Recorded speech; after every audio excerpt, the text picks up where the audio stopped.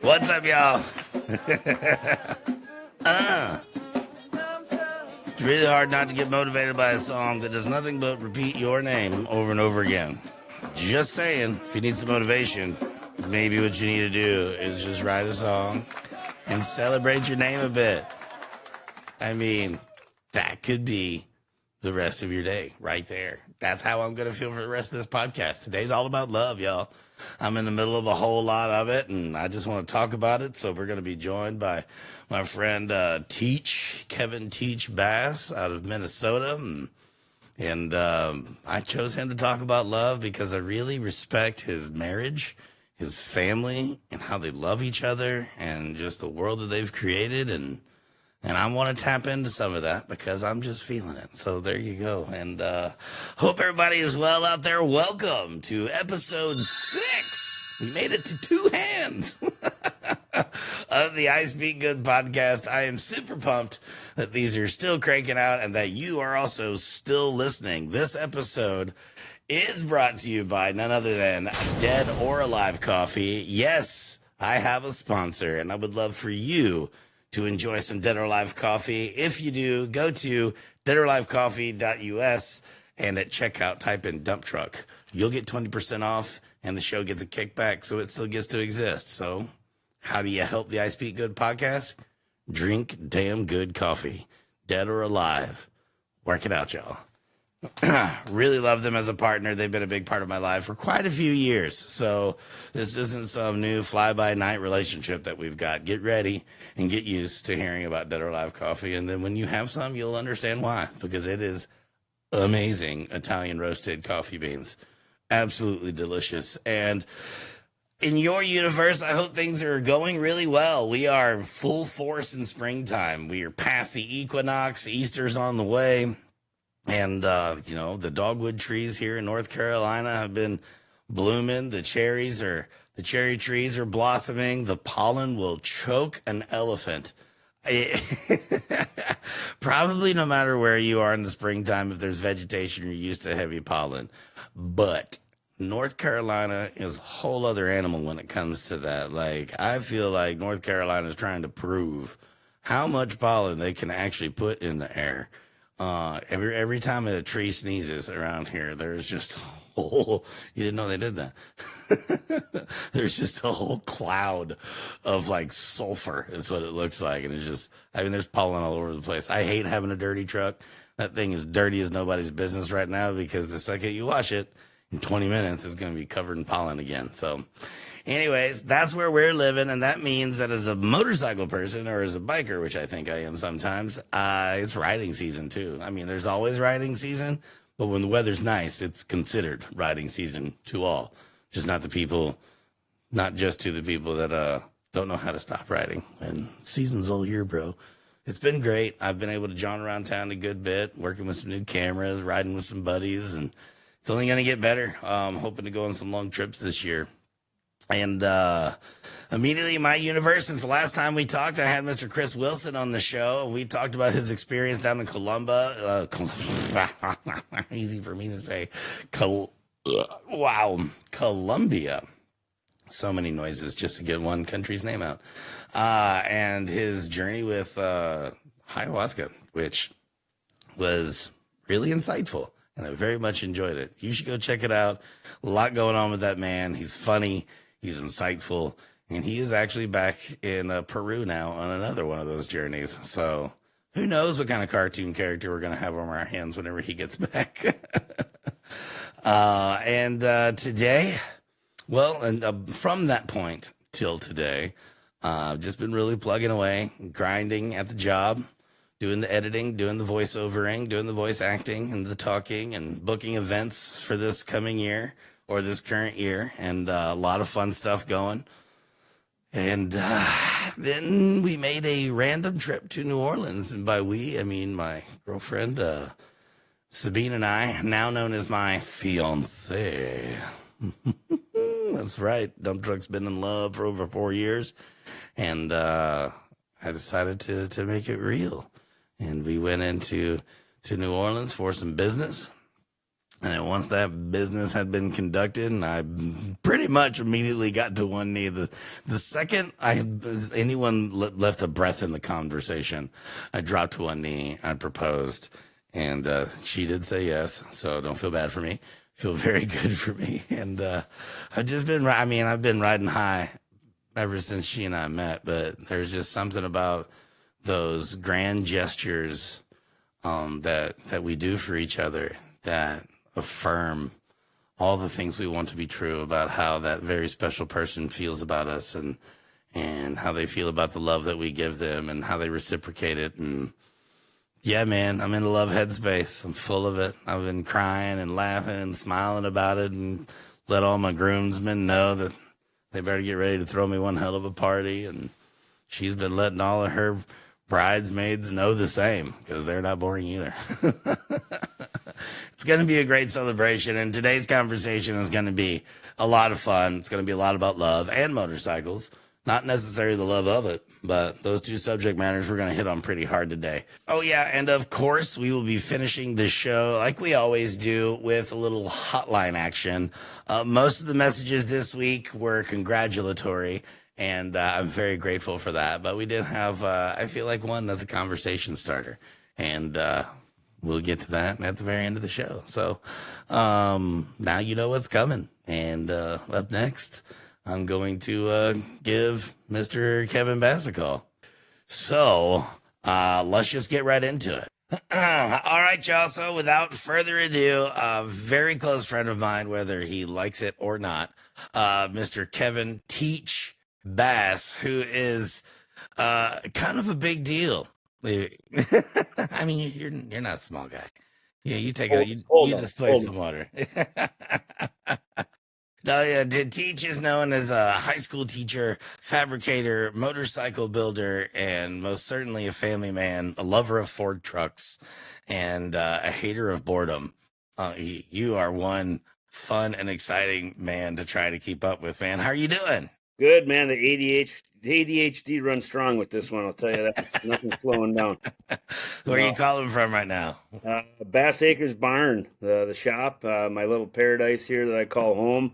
You've been here, seen inside this place. You know, it's just my little place to come and get away from all the bullshit of the world and have positive energy flow through my veins and my soul. I love it, and that's like, I mean, I feel like you do that through the motorcycles and stuff that you build. And like, let's talk about the motorcycle side of things. So, vintage bike addiction. How long have you been running the vintage? Oh, sweet shirt there. Bam! I feel like you should buy one of those at vintagebikeaddiction.com. Yes, sir. Support the cause. The vintage bike addiction actual name kind of came to about, I don't know, probably 15 years ago. I'd always loved vintage bikes, building them, riding them. I grew up around with my parents. My dad's riding pans and shovels. My mom rides old shovel head and iron head, and just the vintage stuff was always in my blood. And I never was part of a family that was well off with money, so buying new stuff all the time and flipping and flopping. It was like you piece together something old and cool, and it meant something to you. And every piece you had to work hard for, and those bikes are kind of they tell a story of hard work pays off. And my parents instilled that in me as a young kid, and as I worked through high school and college and became a teacher, now I'm trying to help my students with that same. Hi. Yeah, Ponyo's excited. Ponyo. Oh, what are you doing there, buddy? Oh, your bed's still out back. Oh, Mama's here. Oh, Bean. Everybody's here. The Bean's here. Bean. I love it. So, as I was saying, like the vintage bike addiction came from my family. It's in my blood, and now I'm trying to help my students share that passion and learn and make good decisions, be good people, and try to change this world through positive energy and make it a better place for everybody. Because we all know, it's a pretty messed up place to be right now, and especially if you're a kid growing up. There's two sides, and they're fighting, and a lot of negative energy. And I just try to stay away from that and tell these kids, you can never make everybody happy, so make yourself happy first. Do the right thing and try to just, life's too short to make enemies. Try to make as many friends as you can and do the right thing. I feel like you definitely personify that. You're very good at making friends. And I feel like biggest part of that is because You're a face value kind of man. I try to be a face value kind of man as well, to where what you see is what you get. Like you can listen to my words and watch where my feet go, and they're the same. Which isn't a quality that is super easy to find these days, it feels like. And I don't know. There's a lot of people that say one thing, do another, and expect you to believe in them and trust in them and the things that they're doing. And it makes it hard. It makes it complicated to see, to figure out who your friends are going to be, to be like, do they actually like me as much as this feels, or is this because I'm around, you Yeah. know? And being one of those people is one of the things that's always drawn me to you. And I love that it can be seen in all the things that you do. So like right now, what's going on with your passion of motorcycles and how that they are, I mean, even the ones that go out the door to other people, like those are extensions of you and pieces of your soul. And you've been able to partner with S&S Cycles here as of late with the Yeah. vintage tour. Tell me about that, man. You said it looks like an old motor, but it's a new engineering. Yeah, I tell you what, that was pretty cool. Like obviously I grew up around a father who built his own bikes and he used S&S parts and that was kind of the staple, everything we had S&S stickers and t-shirts growing up and to have that company that, my father embraced and used and that I always looked up to and looked in magazines, saw stuff about them and thought how cool are they and to have them, invite me to be a part of their history of their family, it was a pretty big deal. Like, I get goosebumps thinking about it and it was one of those things that, they did their research on who's who and who's doing what. And I have a long track record of doing the stuff I do for a long time. I I mean, didn't you're just you're the knucklehead man. You're the knucklehead. yeah, I'm one. I'm definitely a knucklehead. Yeah. I mean, there's a lot of amazing, talented guys out there building vintage bikes. They're all over, and which is great. But I have my own little niche of how I do things, and I think with me using that vintage bike addiction to help teach kids, it kind of sets me aside from the masses. I mean, if you want to pick somebody that builds really cool knuckleheads, there's a lot of good guys that do them. Matt Olson and all these other guys out there that are the gurus. But I do something just a little bit different, and I do it kind of more like, for my style is I'm not rich, I don't have a lot of money, so I piece together bikes. They're not always period correct, they're not always the right parts and the exact right era, but I don't care because I love what I build, and I build within my means and what I can do. I don't have a lot of money. I don't have a silver spoon in my mouth. I work with dirty hands, clean money. And every bike I build, it's passion. I've had to save up money to buy this little piece and that little part, and flip flop this in and that. So I'm trying to like show the working man that it is possible. I mean, knuckleheads are really hard to come by nowadays, and I've been able to come up with a few of them, through hard work and piece by piece. And it's not that they're out of reach. It's just harder and harder to get them. And with this S&S build, it was a cool way for me to showcase, like, hey, guess what? You might have an old frame and front end and some wheels that you found or picked up a swap meet, and you're looking for a knuckle motor and you can't find a real Those are one. the easier of the components to find, right? It's way easier to find those items than it is an actual basket case, or I mean, Yeah, an actual finished motor, which probably right. doesn't really happen too often. Yeah, the market right now it's pretty cutthroat. People are rushing to swap meets 2 days early and sleeping out there to get the best deal and buy stuff, and they turn around and flip it for double what they paid for it. And I'm not into that scene because to me, a true swap meet should have been camaraderie. You go there, you talk about what you're building, you show them, and the guys want to help you. Well, it's not like that anymore. They're like, well, I can get this on eBay. It's like, well, then put it on eBay. Why Then do we go even to come to a swap eBay. meet? So I actually don't go to many swap meets anymore. Most of the stuff I get, people call me because they know I'm not a flipper and a flopper, and I'm somebody that's looking for parts. And if they have something I need and I buy it, I'm not going to turn around and throw it on eBay to make a buck. It's going to go on one of my builds and be part of the family history here. Yeah, and it's I feel that when it comes to like how the vibe has kind of changed from these swap meets, and there's a lot of really good ones. You just finished being at the Donnie Smith show, and a big feature of that, Uh, if I'm right, it yeah. is a really big swap meet. I was They at. got a great swap meet there, and I walk through it real quick to say hi to most guys, but I don't show up there with a pocket full of cash to say I'm going to buy up everything and then turn around and make some money. It's like if I know I need something, I go back there with as much money as I would spend on it. Most of the time, I'm disappointed because a lot of stuff now is so overpriced and people are Yeah. trying to just gouge you, and I'm willing to wait. I got bikes that run now, and I got lots of projects, so I don't have to rush anymore. And that's the problem with these young kids getting in. They're so gung ho to build the coolest period chopper right away, so they're paying top dollar times two for stuff that because they don't want to wait. They just see it, yeah, give me it, I want it, and that drives the prices up because now these guys know they can do that and make some more money. And for me, I still deal with the old school guys. When they got the gray beard, that's my kind of guy. I know that I can talk business with them and let them know who I am, what do I do. You get the young guys, they're quick here today's. A lot of them are gone tomorrows, and the prices are just crazy. But it was a good swap meet there. I saw some cool stuff. Saw a lot of good buddies. They were selling stuff, and it's fun. And like I say, I'm not a rich man. I work very hard for every penny I make, and I have to slowly build stuff. And some of my good friends are willing to say, hey, you can make payments. Send me so much this month and send me some more next month, and I'll pay it off. And then I get it. And that's cool. That's how I build bikes. So it's different than the guys with that fat wallet and the golden Yeah. spoon. Yeah, it's I would like to for me in the perspective of life that I currently live is also not I'm not tripping over dollar bills over here either. And and that's one of the cooler factors. Like it's really easy to see those things like come together without it being like a big bankroll job. Like it's really not it becomes more of a motorcycle assembly whenever you just go out and buy it all. Yeah, exactly. And I'm not saying it's not building. But it does turn into a lot more, oh, well, I bought the stuff that I know fits together. So here we go. Let's just go Right. ahead and do final assembly. And the building part, the individual parts that have stories of their own. Like when we were coming up, and we're not that far off in age. I'm 45. How old are you? 52. No shit. You look so good. There's hope. Look at them pythons.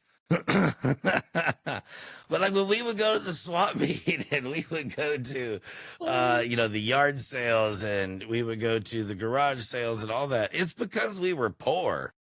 Yeah. Like, and people that weren't were embarrassed to go to those places. Oh, I have to buy used things. And then so like, and I'm talking about like the late 80s, early 90s, because I was born in 1980.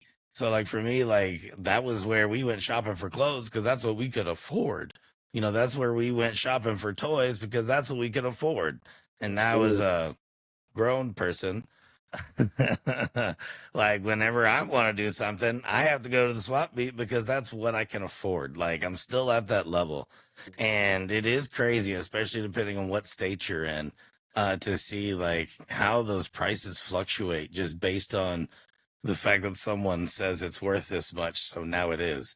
Yeah. And that'll ring true as long as people keep paying for it. But I feel like there's a silent squad of people out there that definitely still hold on to like important Yeah. key parts and like no, this needs to go to the right place, Yeah. that needs this, I'm here to flip. Sure, oh yeah, there's a street glide seat, Yeah. absolutely, I'm here to buy that and flip it. But when you're talking about like old girder front ends and single down tube frames and motor components and all that kind of stuff, like Yeah. A lot of my really good parts were sold to me by guys who said, I don't want these other guys that have millions of dollars and going to buy everything they want and have a huge barn full of stuff and sit on it. I know you're going to use it. You're the kind of guy I want to see this part go on because I'll see it being used, and it's you appreciate it more. And I go through and like it's I just see a lot of cooler. new, yeah, It's I see a lot of new builders popping up and they're doing amazing things, but I only really truly, truly, truly appreciate the guys that I can look at their history and go, you know what, this guy, he really worked hard to build this damn thing, like he couldn't afford to do this or that. He kind of had to do this and that instead. And I appreciate that. That's soul, like a lot of guys now with the fat wallets. Yeah, they're going to build amazing bikes and take them to all these big shows. Like, oh, cool. That's the creme de la creme of everything. But yeah, you're a rich guy and you just bought everything and you don't have a long history of what this stuff's been on. This is your first bike, and I saw this progression go through my family. I saw my dad building bikes when I was a kid, and then I built them. And nowadays it's gotten crazy with the prices, and I luckily have quite a few parts stocked up on just to start building a few more bikes because my end plan is when I retire from teaching. I still want to build a couple more bikes. And well, yeah, I mean, like that's your love. You don't want to yeah, stop doing the things you love. Yep. And the parts, now I'm like I say, I don't go to swap meets hardly ever because A, I can't afford most of the stuff that's there, and B, it's like, I just, I got stuff going on. I'm busy. The teaching's my forefront. I make sure I put my class and what I do with the kids first. So I just do everything every day with a positive attitude about, how I'm doing it and the soul I'm putting in the bikes, and how I'm helping these kids learn the right way to go through. And, I tell them it's not about what you're riding. It doesn't have to be a knucklehead to be cool. It can be anything. It can be a Vespa, as long as you built it. I mean, they used to have carburetors. Those are cool. Right. And it's just two-wheel passion, forever two wheels. Every make and model is cool in my eyes to that builder that loves it. And, I think that if I can keep doing what I do with the students, we're going to have a lot more cool kids out there that are going to be, making us look proud by the stuff they put in the shows when we're, retired from it or too old to do it. Yeah, well, there's there's some people out there that are listening that may not be hip to the type of school teacher that you are, and it's really interesting. It's probably, the easiest conversation started with you, like for someone that doesn't know you, like immediately to start about the high school program. Now, what's the new school that you're at? It's I'm at Lakeville North. Lakeville North. That's right. You're at Lakeville North High School program, and you are the head STEM teacher there. Yep, manufacturing, metals and welding instructor, STEM, science, technology, engineering, math. It's kind of all wrapped up in one. We do everything from CNC plasma cutting, CAD design, water jet cutting. We have 3D printers, lasers, sticker cutters, UV printers, you name it. I just had a guest speaker yesterday from MMI, Motorcycle Mechanic Institute, UTI, and he's come quite a few years now, but he just loves talking with me because he loves how I start my class with my students. I tell them, like, I want you to find a career, not a job. Job, you're hitting snooze 20 times. I don't want Yeah. to get up and go to this. It sucks. Career, you're like, I can't wait to get up and can't wait to do this today. And I tell my students, like, I want to show you not just one or two doorways and say, you got to go through one and push them through one. I want to show you 30 doorways so you can open each one, take a peek. Nah, close it. Go to the next one. Nah, oh, wait a minute. You go through on your own, and you find that's something that's going to make you happy, be a good career path. And then I can help push you and find connections and work with you to get that end game. So when you graduate high school, you got a good path ahead of you and you're going to make the right decision. You don't want to be 35, 40 years old and realize you hate what you do because it's really hard to do a reset then. Yeah, it is. So how did all that start? Like, I mean, have you always been a teacher? Yeah, I went to school right away. I graduated high school in 1991 and went to UW Stout and got my degree in technology education, shop teacher, industrial arts back then in the old days. And In the old days, hey boy, I tell you what now, Sonny. it's, and it's funny because you think about it, you just hear industrial arts right away. You think, ooh, greasy. Well, I think the industry realized that, and then they changed it to technology education. So now I'm a tech ed teacher. I'm not an industrial arts teacher. Tech ed. Yeah. Yes, we comb our eyebrows differently in that class. Yes. But yeah, so I've been doing it for a long time. I mean, almost 30 years I've been teaching, and 22 up at Kennedy now, and going to be going, I think, 9 here at 8 or 9 at Lakeville North, and things have been going great, and the support. And it's kind of funny because every time a year or two will go by where I kind of lay low because I'm just like, family's always first. That's my top priority is help my wife and my kids be the best they can be and be a good dad and a good husband. And, you know, I'll lay low because we're just taking care of stuff here, getting our kids through high school and getting them in their passion and their career. I'll think, all right, I'm pretty good now. I think I can kind of just sneak away under the radar and just right off into the sunset quietly. And then all of a sudden, bam, SNS calls like, hey, we want you to be part of the SNS tour. And as Kirk calls, hey, bam, we want you to build our giveaway bike. Geez, it's just like crazy. Hey, Momoa's coming to town to film with you at your property. Like, oh, okay, I guess I gotta Just slow a down a little regular bit. day at Bass Acres. Yeah, just the other day. And then, dump truck's coming and being okay, I got your spot out back. Let's do it. And it's just there's always something, and I'm not complaining at all. Like I love it. Well, how Like I could you? say, Yeah.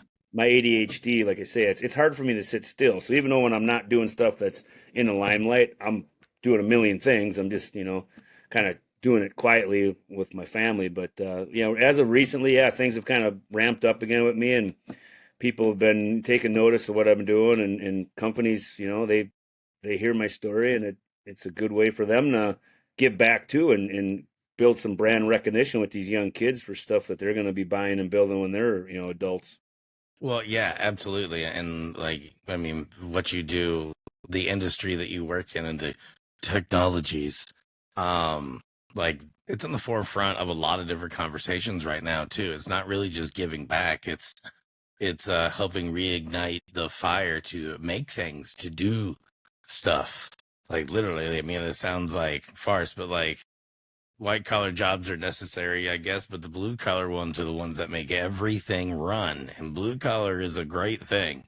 For a while, there's a stigma around it, and I feel like the stigma is starting to lift. Well, it's gone. Like in our, our Lakeville Works area, where all of our business park is, industrial park. There's a help wanted sign almost everywhere, and Yeah, all those companies are looking for students that I'm teaching that are learning the skill set I'm showing them. So, I tell these kids now, you don't have to go to college. Am I telling you not to go to college? Absolutely not. I mean, if you right. if you want to go to college But and you there is can, more than one path. it's a great, college. My 4 year degree was fun. Like I had a great time. I met a lot of my best friends for life there, and met my wife there. So college was cool. Like it worked for me, but it doesn't work for everybody. And I mean, I was in debt until a couple years ago. And I'm 52 years old. I paid off my college loans. Probably 4 years ago. It's like, That's huge. it's crazy, but I knew I was going there. I had to take out loans to do it, and I was man enough to say I'm just going to keep making my payments, and I'm not looking for somebody to pay them off for me or give me debt free. I'm just like I borrowed it, I'm going to pay it back, and teach the kids that same stuff that if you're going to commit to something, if you're going to do the crime, you got to do the time, Yeah, kind of a deal. accountability. Yep. So, yeah. How would you say what's been? I don't know. I'm really impressed. I'm sure lots of people are with how you're able to grow your educational program in the middle of a time when, shop teachers were really hard to come by.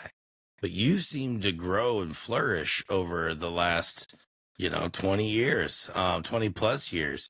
Is it because Minnesota's a great state for it? Is it because you won't give up? Like, what really like gave you room to grow in an industry that it seemed to have been like kind of a flickering light, Yeah, needing an it was. applause to really come to life? It's been crazy to see.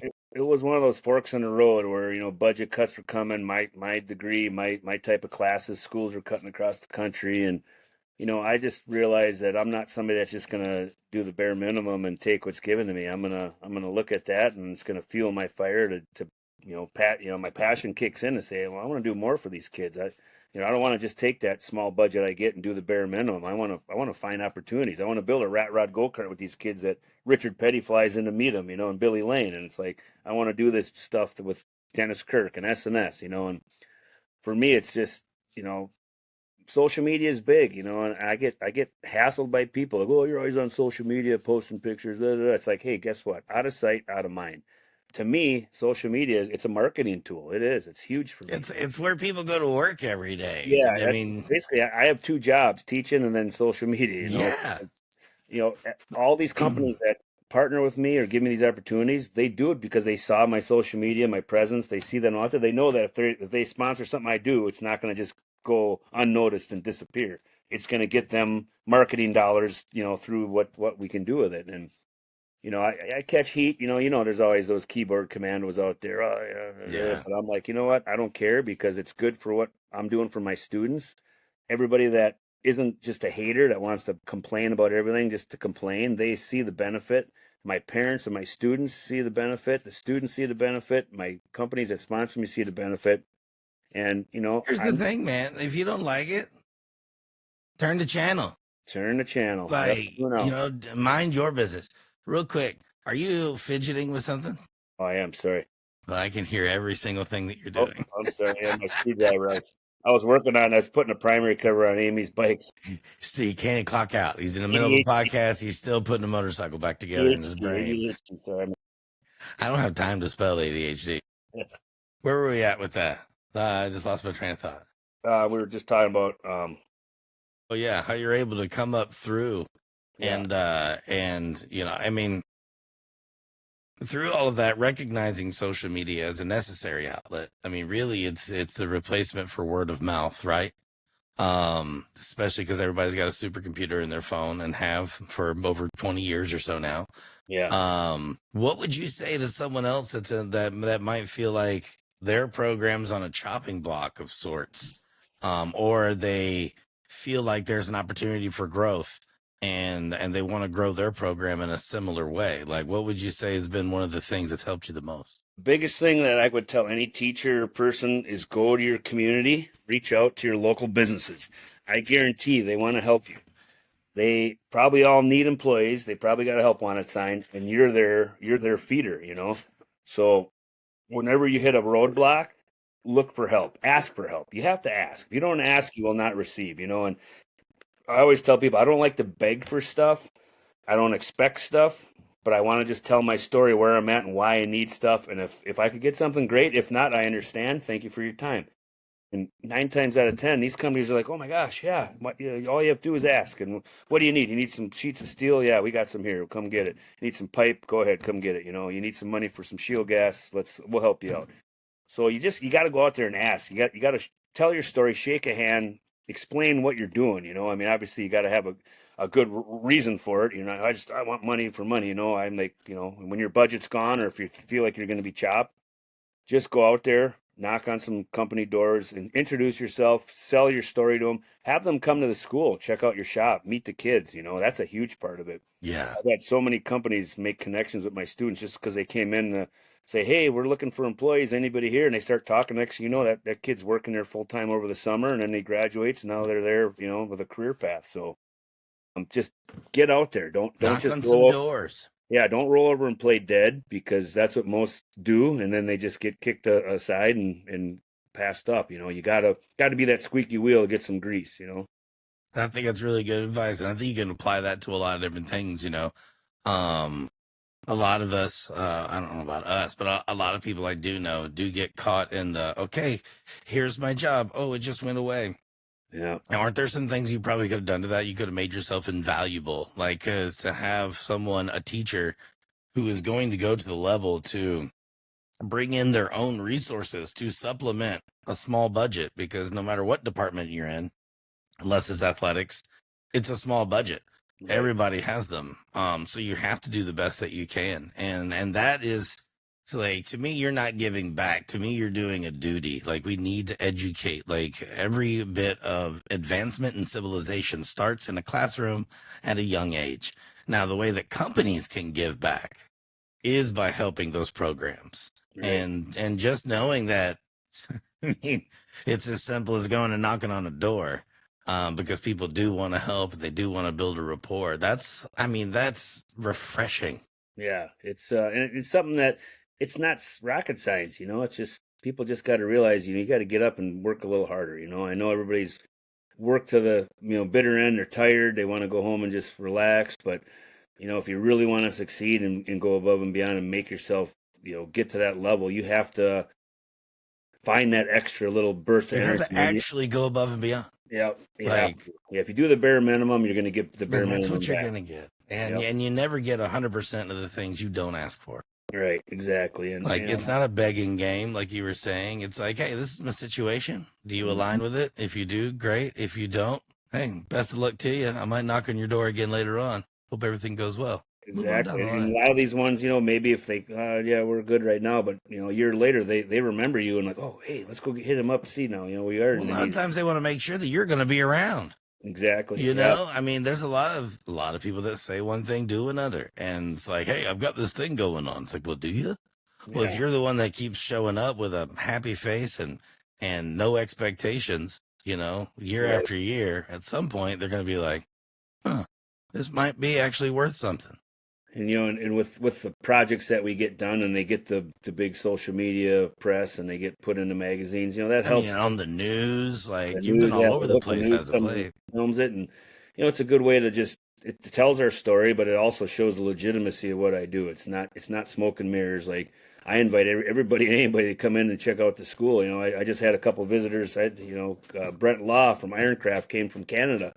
He was in town. He came and checked out the school, and just to see their faces when they first walk in my shop are like, I didn't realize it was It's this big and how impressive. much room you got and all the cool stuff. Yeah, you've been there. I mean, Yeah. it's like I built kind of a a scenario of success for these kids. You know, like I want that whole shop to give them as many opportunities and learning activities so that when any company comes knocking, look, hey, we're looking for somebody that can do this, I can say, well, I got 25 of them that can do that. You know, come talk with them. You know, they're all trained in and ready to go. You know, they're just, you know, who's the right fit for you. You know, and telling my students, you know, that big story of a hard work pays off. You know, and you know, because I feel fortunate. You know, the Bass Acres is definitely a paradise that a normal school teacher probably wouldn't have unless you had some family money or a golden, you know, nest egg that got handed down to you. And I didn't have that. I just started working hard, extra. You know, I teach all day. I'd work on bikes all night, make signs all night. Weekends, my summers is not summers off the Gulf. I'm making stuff, building stuff, you know, hustling. And that's what you got to do if you want to go above and beyond to get yourself in a position too. Like, you know, and I use my life story with my students. You know, I go above and beyond in my personal life for my family and my you know my happiness, and that's how I use that to show the kids. That's what you need to do too. Always go above and beyond. Don't do bare minimum. Bare minimum is never enough.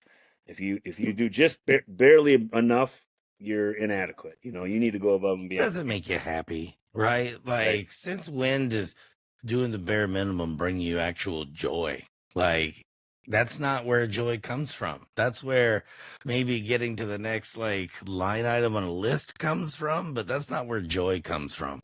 And Right. if people are taking your advice through their educational program and looking for careers, not jobs, right, Well, I mean, there is a big difference there. Now, and then one of the big differences is the fact that you don't want to do bare minimum. Like, if all you have time to do that day is bare minimum, and this is how I am. If all I have time, so I work, you know, for myself as a voice actor and all those other things. I'm also a partner in Urban Work Speed Shop with my man Corey Smith, and so it's about an hour away. And so whenever I go, if I've only got a couple of hours or 3 hours, like after transit and the time calculated just to say what's up, that's not enough for me. I'm not going to be pleased at the end of the day. And it's not just because I didn't get enough done and I didn't make as much progress as I wanted, but because I like doing this shit. yeah. And like by the time 3 hours go by, you're really just getting into a rhythm. If you're, in a long term project like that where something's going to take you a few hours to do, like you really just get into a rhythm. And now I'm supposed to stop. Well, now I'm more frustrated Yeah. than I am satisfied. So that's what the bare minimum gets you. Is it gets you full of angst, or gets me full of angst at the very Uh, least. absolutely. Um, so I want to talk to some more about the vintage, literal vintage addiction, which I absolutely love. I've been addicted to it, but it's all because of my imagination. Like, I didn't grow up. I grew up with people around me that had all the knowledge, but there was nothing that I was ever like shared with me, right? And so I came to a point where I learned how to use some tools, and I'd always had the fantasy about wrenching on cars. Why? Because keeping things alive, I think, is really cool. Um, like in a very real way, learning something through the process, I think, is really cool.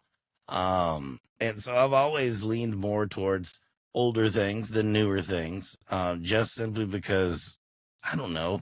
I've just always romanticized about the whole idea. So when a company like SS Cycles comes up and says, "Hey, we've got this new motor. We know that you are an old engine man.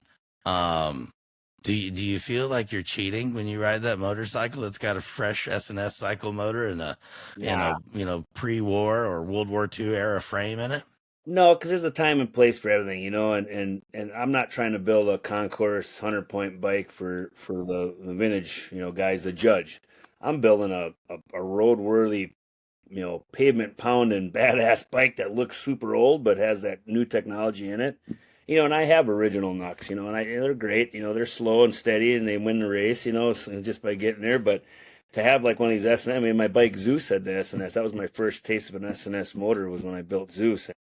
I mean, talk about That was a holy cool bike. crap, some get up and go on an old light rigid bike, you know. And I was sold, like, if I'm going to build a bike that's going to go to the antique shows and be on display for judging, yeah, I would want a real motor in it. But if you're going to build a bike that looks badass, going to go to shows that you love and that you're going to pound, why not use an S&S motor? They're reliable. They got the new technology, and like you saw in my S&S build, you can make them look old. You know, it's Man, you still a can. knucklehead. That bike is Yeah, hot. I would yeah, ride the shit out of that thing. like And everywhere. at the Donnie Smith show, it was funny how many people walked up and they thought it was a real old knuckle. And and there's a couple things that guys would know right away, like the oil pump. You can see it's got the newer SNS oil pumps. They're like, oh, what the heck? And then they get around the other side and look at the VIN number, like, oh, whoa, whoa, what the heck? So it was kind of fun because people that didn't know that much thought that was a 1947 knucklehead sitting there, and they're like, well, how is this part of the SNS tour if it's an old knuckle? I'd be like, come here, let me show you something. It's like, this is what it looked like 3 months ago. It was brand spanking new and shiny. So I'm real good at making good stuff crappy looking. That's one hell of a business model you Yeah, got look at there. me. I mean, Bring Jesus. me your new stuff. I'll make it like garbage that'll run Yeah, yeah. forever. And what's great though is it's got that old look now. I use a lot of original parts with the build, but Oh yeah. now that thing's going to be get on and go, and I'm gonna be flying by guys, and they're going to go, what the hell? That old knuckle just flew by me at 100. What the heck? Well, you've done distance on like original knuckleheads as well. Like, what's the farthest you've ridden on an original knuckle? I've gone all the way to Wait, California. what's that? What's that sound I hear? Yeah, those guys are leaving. I'll wave goodbye. Okay, for y'all that don't know, Bass They leaving? Acres, there's a rule there. If the big barn door's open, Yeah. you can come say what's up. And Hey, I'll so, give you a right when we call when I'm started done. recording, some homies came through with the bike. Oh, there they go. Love it. I Never a told them what dull I was moment. doing, so they knew what Literally, was coming. never a dull moment. Yeah. All right. So they're outside waiting, and I said, It's all good, man. Just I makes you want to texted, be there. That's all. Just makes I texted them that we were going to be doing this. I said, wait, stay at Doherty's till I'm done. Don't come over here. And they came. So it's on them. Man, We're all cool. tell me what to do. Yeah. So, Dennis Kirk, let's talk about that. You've been partnered with Dennis Kirk for a while. I have been partnered with Dennis Kirk for a while. And for those of you out there in motorcycle world, whenever you are wrenching on your bike and you're looking for parts or you're looking for fluids or gaskets or whatever it is that you need, DennisKirk.com. No, this podcast is not sponsored by them, but they do have same day shipping. That is very real. And they do have most every part, especially for your older bike guys, that you're looking for. I have a 85 frame 91 motor FXR, and every single time I need something for that big twin, I've been able to find it, and you get it really fast. So it makes it really easy to want to work with a company that does what they say they're going to do. And you have a giveaway bike with them, and it's also a knucklehead. Tell us about what you've got going on. Yeah. So, yeah, they reached out to me last year and just said, hey, we want to put your name in the hat as one of the potential builders for a giveaway bike. We pick somebody every year. Donnie Smith's done one. Effie's done one. I think Clock might have done one. And they're like, we get a lot of FXRs getting built by the guys, and they're cool and all, but they're like, we're looking for something different, so we know you're kind of a vintage guy. What would you think? And I just said right away, I said, well, I'd love to work with you. Dennis Kirk's always supported my class. Bob and Tammy are awesome. They love what I do with the kids, and they always make sure to check in with me and how things are going. And I just said, well, here's the deal. I said, if I build one, it's got to be a knucklehead, duh, and it's got to be an SNS knuckle because obviously a real one wouldn't really quite fit because we wanted to build a bike through stuff you could get through Dennis Kirk and you can get an SNS motor through them. And I said, well, I want a knuckle, and that's obviously my passion. I got one tattooed on my back, and I've been riding them my whole life. I rode a knuckle from here to California for Born Free cross country, and I'm just kind of, people know me as, not the knucklehead guru or god, not by any means, but just the guy who really loves them and rides them and has put them to the test, and I have them. And so I sat down at a meeting with him up there in Rush City and presented what I wanted to do, showed him some stuff like when we built the Drake Specialties old book cover bike back in Yeah, yeah. 2011. That was again another one where I wanted to use SNS stuff. We made a SNS generator shovel out of that build, and so SNS has always sponsored me, supported me, and their products are awesome. They're time tested and proven performance, just like their logo says. So I was really excited that when I said, well, I want to do it with an SNS knuckle, and they didn't even bat an eye last year. Like, oh yeah, we know whatever you're going to build is going to be cool, and you're going to do it with the kids, so that's even cooler. You're in. I didn't. I thought I was going to leave the interview and have to wait for a week or something for them to go through the other builders' bios and maybe interview them too. And they didn't even let me leave by saying, "Yeah, we want you. You're it. We're taking you." So that was cool. So it's been fun. They've been coming in, once a month to kind of film the progress. They came when we first had some boxes of parts sitting on the lift, and then the kids started putting it together, and they were coming in doing that monthly kind of, where are you at? How's it coming? Right now, we had spring break, so we just got back from spring break, and the bike is all tore apart now after the Donnie Smith show. We took it to Donnie Smith, had it in their booth just as a show. It was close to being done, but not 100%. The frame wasn't powder coated yet. I told him, I said, we're just going to bring it as is, the best we can get it. My buddy Jimmy Z of Z's Customs painted it, and he's got it looking nice that way. And JT Leather did a seat for us, so we had that on there, and so we had it looking pretty close. The gas box sent us a cool set of pipes for it that fit perfect. It was awesome. And now we just literally Friday yesterday, the kids, by the end of the day, they had it all tore down and apart. So this next week we have to actually build. I have a powder coat oven in class now, so we can do our own powder coating. That's cool. But I got a 6 foot by 4 foot by 4 foot powder coat oven. That's a real oven. That's a big one, yeah. Yeah. I'll powder coat you. No, You don't. can fit Don't in do there. that. But I actually, yeah, and I don't have them sitting here, but we have to build a rack now with steel casters that we can hang the frame, powder coat it, not touch it, carefully wheel it into this oven, close the door, and bake it. And we didn't have that ready yet, so I actually this morning my wife and I had to run some errands. I ran to Menards and picked up some steel casters, all metal. So Monday, my students, somebody will be like, "Hey, guess what? You're building a rolling." Remember that thing you need? To hang this frame, and What it's got to happens be around here when we need things? We Yeah. build them. we build them exactly. And that's a good learning experience for the kids too. They can use their welding and metal fab skills. I'll have them all kind of draw up some ideas and sketches, and then we kind of meet as a class to look at everybody's ideas, hash through what's the goods, bads of everyone, and then come up with the best final plan. And then they know where the metal is, they know how to cut it, they know how to weld it, they know how to do all the fab work, and hopefully by maybe Wednesday, Thursday, we'll have a nice rolling rack ready to hang the frame on. We'll pre-bake it just to burn any oils off it, and then wipe it down with acetone real good. Then we'll throw a nice gloss black powder coat on it, all by the kids. Then the bike's ready for final assembly. Going to go back together, and hopefully we'll hear it, running by end of May, maybe beginning of June. Woo, that's fast. Yeah. That's going to be here so quick. Mm-hmm. And is that when y'all are giving the bike away, or No, it's going to be given away in Sturgis. Oh, okay, Sturgis. That's where So right now, if you go to Dennis Kirk's website, denniskirk.com, or my social media, Kevin Teach Bass, I'll be posting updates. Dennis Kirk social media. There'll be a link to click where you can register to win it, and it's free. You don't have to pay any money. Obviously, you got to give your email address to them for marketing purposes. They'll send you some stuff as a thanks, but then your name gets put in the hat for the drawing. So again, free to enter to win a knucklehead. It's pretty cool. And it's gonna go to Sturgis. They'll do the raffle drawing, whatever, give it away to some lucky winner, and then they're gonna give a little bit of kickback to the class for doing the work and help us to buy some more equipment and supplies and whatever to keep the class going. So I'm very blessed. Dennis Kirk's been amazing. There's so many good companies that we work with. Baker Drivetrain, Dennis Kirk, the Gas Box. The hamsters have been huge for us. They've really supported me. George Coons, Rick Bray, a lot of guys that have donated stuff.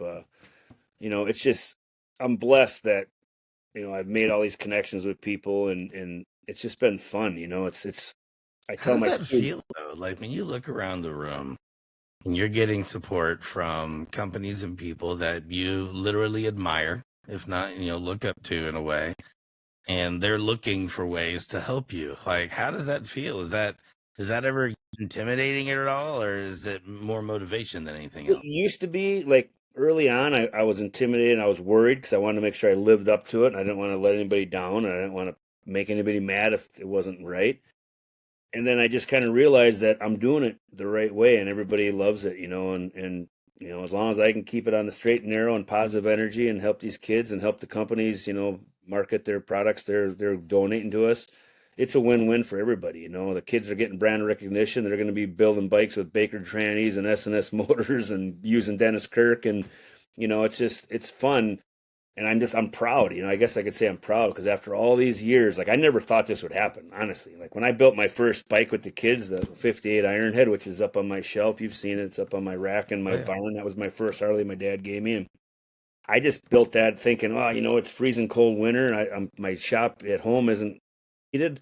I'm going to bring it in and just ask kids if they want to come in after school, and we'll start a motorcycle club just to see, like, not like a biker club, but just a fabrication club to show them. And that little Sportster, that little 58, just I never would have guessed it was going to snowball to where it's got me today, and I didn't do this for me to get famous by any means. I do what I do to help these kids and make my students get the benefit of all this, and on a personal level, yeah, I'm proud of the friends I've made personally in the adventures I've been asked to be on, and doing TV shows with Momoa and all these other guys that want to put on and and come over, and that's great. But the bottom line is no matter what I'm doing for my personal self and my personal, you got to always look back to what's he doing with the kids again, and that's priority. That's top dog, and I don't put what I'm doing first. Like yeah, I mean I'm a businessman, I'm a family man. I don't want to go broke doing what I do and lose money, but at the same time, like when the kids are doing stuff and their stuff is priority, and then when I come home and do my own personal stuff, it's kind of like a second me. Like I got my teach me at school. Here I am. I'm focused, and then when I get home at night or the weekends or summer vacation, when it's time to focus on what I do with my personal business, it's a different teach. It's like it's time for me to market myself. During the day I market the kids, at night I got to market myself, and you got to keep that happy medium. Because both sides of it, it's like I say, out of sight, out of mind. If nobody hears about the class anymore or sees what we're doing, nobody's going to want to donate. And if nobody sees me anymore or hears what I'm doing, or I'm not out there, posting stuff, they're not going to want to invest in me as a person either, because there's no marketing dollars to them. Not that every company does it for marketing dollars, but Yeah, they got to get an ROI in some way. yeah, right, right, At the end of the day, it is business, and you knowing it and appreciating it is something that companies, I guarantee you, look forward to. I mean, when I was at Sawicki and you had the bike that you were building, I was just like, absolutely, let's figure out how we can do things, because I knew I didn't need to coach you. All I had to do was send you stuff, and then you're going to put the teach on it, and it's going to be impactful. And not everything is quantifiable. So if it doesn't lead back to a dollar spend, that's not always the point. right. Sometimes it's to make an impact, and Hmm. that will come later. Like you were talking about earlier, it's like all these kids that are becoming builders and have become builders. Like the brand recognition that's now going to be a part of the next 30 years of their conversations. Right, right. Simply because someone decided to help. Yeah. I You know, mean, it's a great benefit, and I mean, and to me, it's smart. It's not just a company being nice. That's also a very intelligent move to organically and legitimately become a part of someone's lifestyle exactly. through involvement, Yep. and so when you go to these different modes, is there something that you find yourself like you need to do to like to click to the next one? Is it like your drive home? Do you have a little talk with yourself, or is it just like ADHD at its finest, ladies and gentlemen? Yeah. We just downshifted. I basically, when I get home, I walk in my shop. I mean, you've been here, it's organized chaos. I got so much fun. I got a hot rod, 31 hot rod project I need to be working on. I got 6 old trucks out there need to be worked on. I got 5 bikes I need to be worked on. I got signs I need to make. I got, business stuff here and there. I'm doing stuff with Fix My Hog. So it's, for me, I can't, I'm not a person that can tell myself, well, yeah, when I get home, I'm going to do this, this, and this. I got to get home and be like, holy crap, I got this, this, and this to do. Which one am I going to start picking away at? There's a lot of that So because what do you do for a living? yeah, I just I'm not a say no kind of guy, and my wife is kind of, she grounds me sometimes, like, honey, you have to say no sometimes because you can't keep doing it. You're burning yourself out. You can only do so much, and so she's been really which good to kind of help which me. burns me out. Yeah, yeah. And it's just, it's a happy medium, Like, I just make sure I get to bed early nowadays as I'm getting a little older, because I want to go to school refreshed and excited to work with the kids. I don't want to be there being a Debbie Downer, and the kids feed off of me when I'm there excited. Like, this is what we're doing. Like, come on, guys, let's go. They're excited, but if I'm like, oh yeah, today they're gonna be like, I don't want to do that. It's stupid. Yeah, they're not gonna remember anything. You They got to don't want lead to by be there. example. Got to lead by example, and you got to show them that what I'm teaching you. I'm not just teaching you because it's curriculum. I'm doing it in my real life. I do it when I go home. It's a lifestyle. It's I believe in it, I live it, and I want you to understand it because it's going to help you be successful, you know. And I feel fortunate that I've been given the opportunity to do it for this many years, you know, and that businesses, you know, industries really help me, you know, companies like BDL belt drives, you know, like I've used their stuff forever. Now I get a hold of those guys, man, they love hearing about what the kids are doing. They just sent a big box of stuff, swag for the kids and signs and stickers and stuff, which was cool. And you know, we did a big build last year with Northern Tool, so they sponsored us. And Northern Tool, I go way back with them. Like they sponsored my class, I don't know, probably 20 years ago, and donated about $5,000 in tools to my class at Bloomington Kennedy. And it's fun to all of a sudden, all these years later, like to reconnect with them through the Rat Rod build off. And you know, they were excited to get back with what I do in a new school now. And you know, it's fun. And like guys like Billy Lane, you know, I was on one of his biker build offs with one of my students way back then when, you know, remember the old biker build off days. And to have that come full circle again and have Billy back in Minnesota, like working with my students on this rat rod go kart, it was like, how cool is that, you know? And it was kind of neat for Billy and I to both to kind of look at each other because we looked at some pictures of back when we were together on the build off show and we were young. We looked like little young punks, you know. And now we're here. Here we are with gray Here's a couple of beards. old punks. Yeah, a couple old punks now, but well, we've never changed. You know, we both kept stuck to our guns and done what we love, and it was neat because you know Billy, I look up to him. He's a good guy. He's got a really good heart and soul, and he loves to help kids. He's got a great family now. He's got a son and a couple daughters and a great wife. And you know, some of these friends, like it's lifelong. You know, I mean, I remember when I met you with Jack Links. You know, when you guys Oh got stuck yeah. in my driveway and I cut you your first little cutout for your sissy bar, and that's when we kind of connected. And you know, it's there we go. It's the history was written. You know. It really was. That was awesome, and I love that I've been able to keep you in my world. I mean, very closely, not never close enough. Like most years, we get to spend some time together on your property, and then at the shows and at the motorcycle industry stuff that we get to go do for work, which is also fun. Um, man, we felt like we were missing something last year when we didn't get to come through, and I mean Yeah. that. Like Your spot was waiting for you. you have such a your whole energy. I mean, you are Mr. Positive Mental Attitude, Mr. Good Vibes, Mr. No time for that. Let's go smile about this. And I have to imagine or almost assume that lucky gal of yours, like that's probably what piqued her interest the most. I would think is this happy young good looking punk. Yeah, you'd have to ask her her What answer were to that. you thinking? I don't want to put words in her mouth, but I often get told, Pete, you really kicked that one out of your punt zone. But she's great. We get along great, you know. And when I met her, you know, she wasn't into motorcycles and welding and fab, and just she was just a pretty little blonde girl that had a great attitude and a beautiful smile and pretty eyes. And I said, I like that.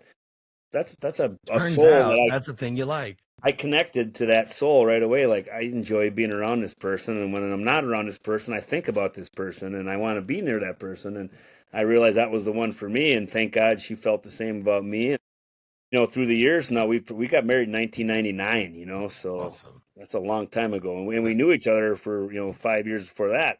So I've known her since she's 18. I've known her for more than way more than half her life now. You know, and it was just fun to build a life together and actually have her start to see stuff I do and embrace it and want to do it too. Now she welds, she makes signs, she rides a knucklehead, and it's like, how cool is that? You know, like that's really cool. we So definitely how'd the you stars guys weren't aligned. yeah, oh, and it feels that way. Like for anyone that's around you guys, it feels like the stars were and still are in alignment. Like y'all's family energy with the boys, with you and Amy, like it's just and the dogs, like Yeah. it's just a really good vibe. So how did you? I mean, and I'm just gonna lean in onto the love part of the conversation because I really thought of you and Amy whenever Sabine and I were talking about plans for our wedding. I've been engaged for not even a week yet. That's awesome. Yeah, and congrats again on that. That's Thank you. amazing. And we're so excited. And I nailed it. I was totally surprised the shit out of her, which is what I really wanted to do. Oh, and here's my dog. And so yeah, I Ponyo. mean, like, I was just like, you know what? Number one, I miss my homie Teach. So I just want to talk to you. And then I was like, we could also have a really productive conversation. A, I have this podcast thing I'm supposed to do every other week. And B, I'm really interested in perspective and to talking about love, man to man, and to sharing it. So, um, when it came to like how you guys met, you said you saw this beautiful woman and you were just like hooked. So how'd y'all start dating? Did you So I was a already have friends wingman. in common or something or what? Well, here's how this went down. I actually was the wingman and met her by chance. So back in college, we went to UW Stout, Menominee, Wisconsin, and I had 7 roommates. And basically, we all kind of split up and worked at different bars in town. So we were bouncers, bartenders, you name it. And the beginning of the year, like the first 2 weeks of school, all the freshmen would come in, they'd get in their dorms, and they're like, "Oh man, we're away from our parents, house party time," and by that point in my life, I was a junior, senior, getting that area, and we had a house party, so we'd see all these pretty little, young freshmen coming in and say, "Hey, here's a card for a free drink at our house was called Amazon back then." And these girls would, they'd come and we'd give them free drinks and they'd have a good time, go back and want to come back and to our next party. And we started making friends with them. Well, with Amy, her roommate was walking down the street and one of my roommates was a bouncer at the bar. And her roommate, my roommate hit it off, switched numbers. So the next day he's like, "Hey, I want to take this girl I met last night to Eau Claire next door to the mall." And I was the only one who had a car at the time. So he's like, "Can I use your car?" And I'm like, "Yeah, no problem. Go ahead." So he calls this girl. All of a sudden, he's like, would you come with?" And I'm like, "Why?" He goes, "Well, her roommate won't let her go alone." She's like, "No way, you don't know this guy. You're not going alone." So he's like, "Will you be my wingman?" And I'm thinking, "Oh boy, Usually if you're the wingman and what you're taking care of something that Something. you're probably not going to want to put a ring on its finger." So being a nice guy, I'm like, "All right, Tommy, I'll be your wingman. I'll drive. Let's go. If it's not good, if things fail, we'll just drop them off early and split and get away." And so we pull up to their dorm, we're waiting. The girl he's gonna, hang out with comes walking, goes, "Oh, there she is." And I'm like, "All right, cool." And I'm waiting for like, Jabba the Hutt to come through the door or something.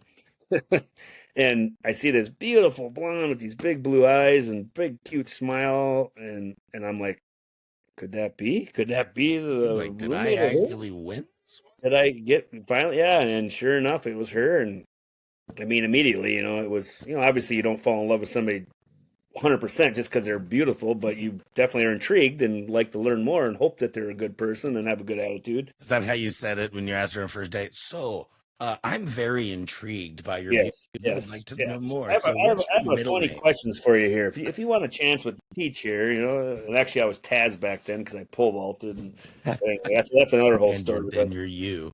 yeah.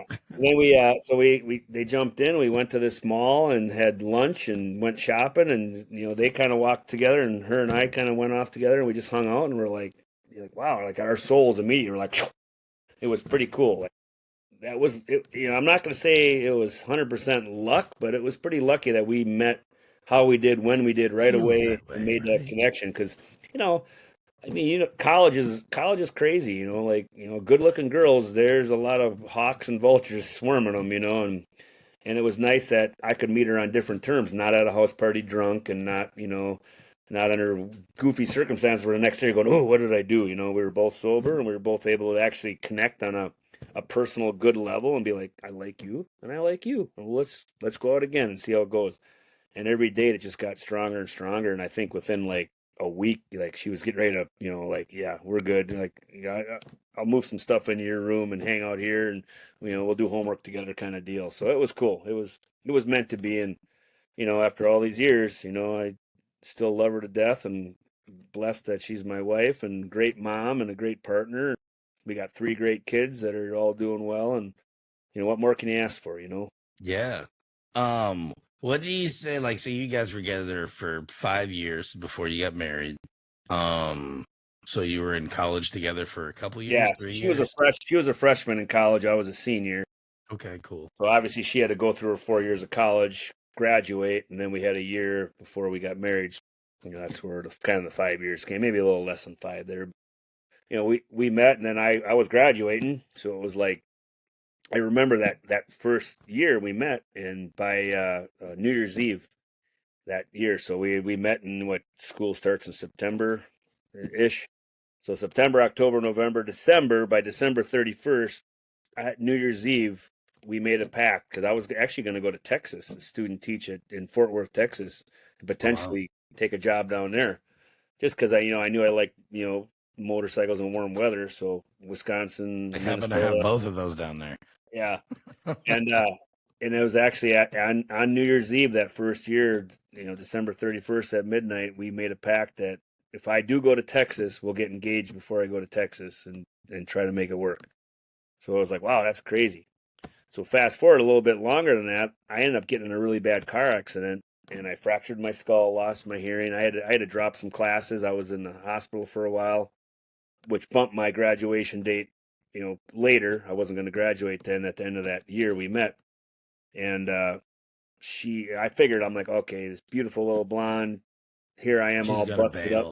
Yeah, she's gonna, there's gonna be 20 guys waiting at her door going, hey, I'll take you on a date. Let's go. No, she moved in with me, took care of me, helped me get back to health. And, it was like, wow. I was like, yeah, this is the one. Like this is definitely the one. That's huge. Those are those are really hard moments. Well, especially I don't know if especially is the right word, but I do know that as a man, whenever you become immobile, and you're used to building things, doing stuff, being big and strong, being a protector, Yeah. that's really, really hard. And it can tend to be really lonely because I don't know if it's just how humans are, but a lot of people, friends that don't mean anything by it, family members will just kind of like become wallflowers when you're in the middle of a traumatic experience or recovering from it when you're in need. And a lot of times we don't have the ability to ask for help and to have someone who is going to affirm exactly how much love they have for you and the type of love that they have for you in a way where it says, well, we're just getting started and now it's getting hard and I'm going to dig in. I'm not going to run away. Like Right. that. That's something that is what people write fairy tales about. I mean, it's one of the things. How do you go from being a bright-eyed punk kid to being able to build a relationship over 5 years as a young person to get to that point? Is it you guys were meant to each other and you just stuck by each other's side and continue to grow? Yeah. It's definitely a growing process, a learning process. It's a give and take. You learn each other's strengths and weaknesses, and you try to help them be stronger in their weak spots, and you help embrace their strong spots. And you got to be passionate, you got to care, you got to listen, you got to be willing to adapt and evolve. I mean, even though we were a pretty good fit, there was a few pieces that didn't quite fit, and we figured out a way to make it work. And nothing's ever going to be perfect, but you take what you got and you make the best of it, and you just follow that positive vibe and follow your heart, and good things will happen. Would you say that it's like a 50-50 type of deal, like all the time?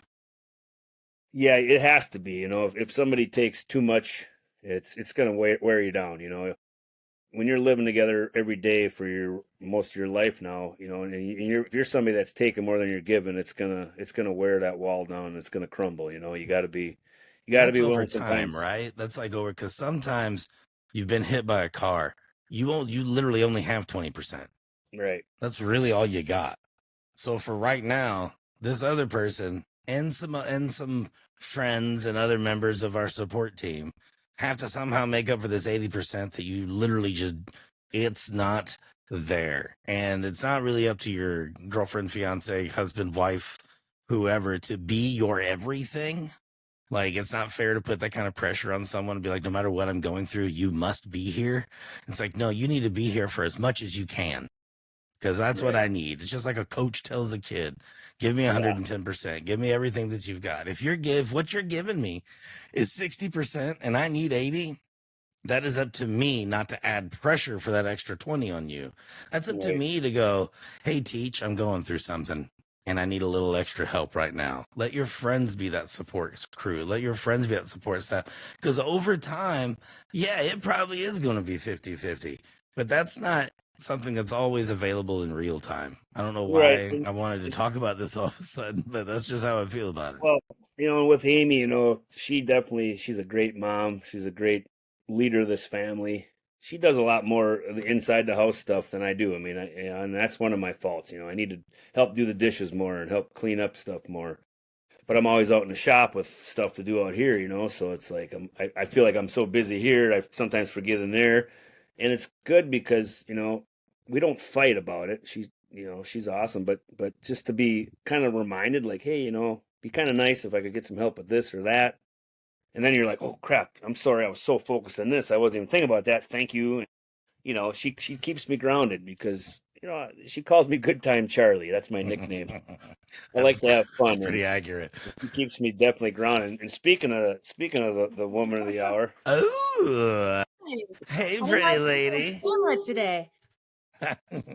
How are you doing? Good, just doing some yard work. It's that time of year. Yeah, things are growing again. Yes, exactly. Weather's beautiful today. It so we're looks just like it talking is. about dump truck and being engaged now. So congrats. Yes, congratulations. Thank you. We're Did you really guys excited. did you pick a date? No, not yet. We No. got engaged this last Monday, and I Yeah, surprised her with it. So it's so awesome. we are right now currently deciding what type of wedding we want to have, Yeah, and then we're working backwards that's good. so that we can Important. realistically budget and then give people ample time to make their own travel plans and all that kind of stuff. But Yeah. it's been a lot of fun. We've done a lot of planning in just like 5 days. Wow. Yeah. But It's crazy. that's just how excited we are. We talked about it, before, talked about marriage and knew that it was part of our path, but definitely didn't Mhm. talk about when we were going to get engaged or all those kinds of things. Some couples are very open about when they're going to do everything, Mhm. and I'm not. I like surprises and romance, y'all. Turns out, and so she's been going through her immigration process, being Canadian, and it's very important to her that was by her doing, not because I got married to some guy.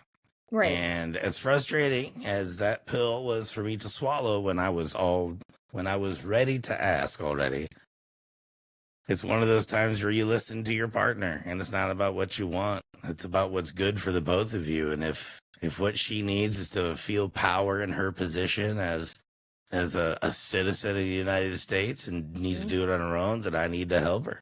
Yeah, And absolutely. so we went to New Orleans. That's where we met. And we went to New Orleans and for her final immigration interview. Wow. And we were gonna go for a walk afterwards, not knowing what the experience was gonna be like, because she's basically at the local ICE office, and they could detain her on the spot if they feel Mhm. like it and send her home. And that's Yeah. kind of been what's going on a lot. So it was a lot of nervousness, and didn't know what was going on. I was like, babe, why don't we just plan to go on a walk afterwards? So no matter what happens, we have time to process it before we go to lunch and then back to another airport and like all that kind of stuff. Well, the weather sucked. And really what I wanted was to go propose to my woman right there on the edge of the Mississippi River. Mhm.